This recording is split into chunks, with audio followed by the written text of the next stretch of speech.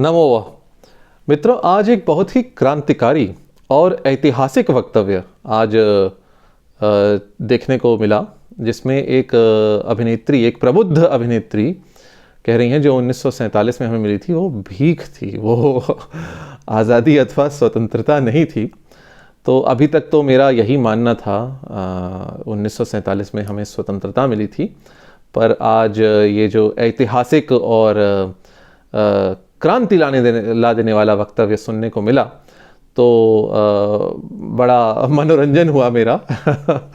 और जब ये नया इतिहास रचने वाले साहसिक लोग जो हैं वो ये कह रहे हैं, तो कुछ लोगों ने पूछा, भाई ये भीख शब्द कहाँ से आया और भीख जो मांगते हैं उनके लिए क्या क्या शब्द हैं। तो इसी के संदर्भ में मैं अपना वक्तव्य रखता हूँ। जो भीख शब्द हिंदी का है, वह संस्कृत के भिक्षा शब्द से आया है। संस्कृत में जो भिक्षा शब्द है उसी का भीख शब्द बनता है हिंदी में। और दो और शब्द हिंदी के जो भिक्षा शब्द से आए हैं वे हैं भिखिया और भिख्या।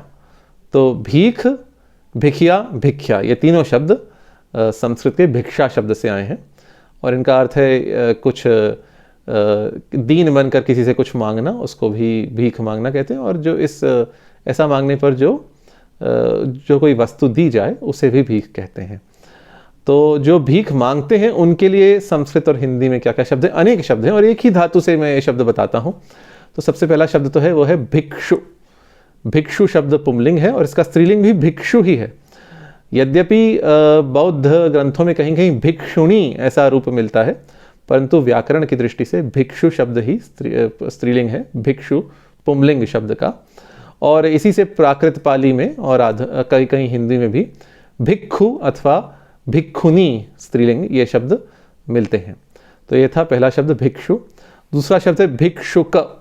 भिक्षुक जिसका स्त्रीलिंग है भिक्षुकी। ये दोनों शब्द जो भीख मांगता है उसके लिए हैं। और अनेक समास शब्द भी हैं।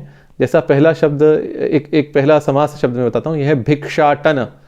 ऐसे भिक्षाटनम का अर्थ है भीख के लिए घूमना, पर जो भीख के लिए घूमता है उसे भी भिक्षाटन, पुंलिंग ऐसा भिक्षाटन शब्द है।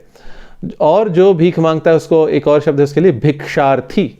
जैसे विद्यार्थी वैसे भिक्षार्थी, और इसका स्त्रीलिंग बनेगा भिक्षार्थिनी, जैसा बनता है विद्यार्थिनी ऐसा। अच्छा, एक और शब्द है जो भीख में मिला हुआ अन्न खाता है, उसके लिए शब्द है भिक्षाशी। जो अशन कहते हैं ना, जैसे अनशन न खाने को, तो अशनम अर्थात खाना, तो भिक्षाशी उसको कहते हैं जो भीख में मिला हुआ खाता है। इसका स्त्रीलिंग बनेगा भिक्षाशिनी। अगला शब्द हम लेते हैं, यह है भिक्षोपजीवी, जिसका स्वभाव है भिक्षा पर निर्भर होकर जीना, तो उसको कहते हैं भिक्षोपजीवी। और इसका स्त्रीलिंग बनता है भिक्षोपजीविनी। तो जो महिला भिक्षा पर जीवित रहती है, उपजीवित है, उसको कहते हैं भिक्षोपजीविनी। अगला शब्द है भिक्षाचर, जो भिक्षा के लिए चरता है, इधर उधर घूमता है, उसको कहते हैं भिक्षाचर, और इसका स्त्रीलिंग बनेगा भिक्षाचरी। एक शब्द फिर अगला है भिक्षाभुक, जो अथवा भिक्षाभुज भी कह सकते हैं।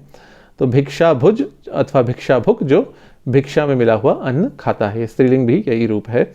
और एक और शब्द है भिक्षा मानव, जो छोटा मानवक अथवा बटु है जो भिक्षा के लिए चरता है, उसको कहते हैं भिक्षा मानव। तो ये थे संस्कृत के शब्द। अब हिंदी में क्या शब्द हैं? तो हिंदी में कई शब्द हैं। पहला शब्द है भिखार। भिखारी नहीं, भिखार। भिखार का अर्थ होता है जो भिक्षा मांगता है। दूसरा शब्द भिखारी तो प्रचलित है ही। भिखारी का स्त्रीलिंग होता है भिखारिन और भिखारिणी, ये दोनों बनते हैं, भिखारिणी और भिखारिन। और एक बनता है भिखारिनी, एक भिखारिनी और एक भिखारिणी। एक और हिंदी में शब्द है वह है भिखियारी। भिखियारी और भिखारी दोनों का एक ही अर्थ है।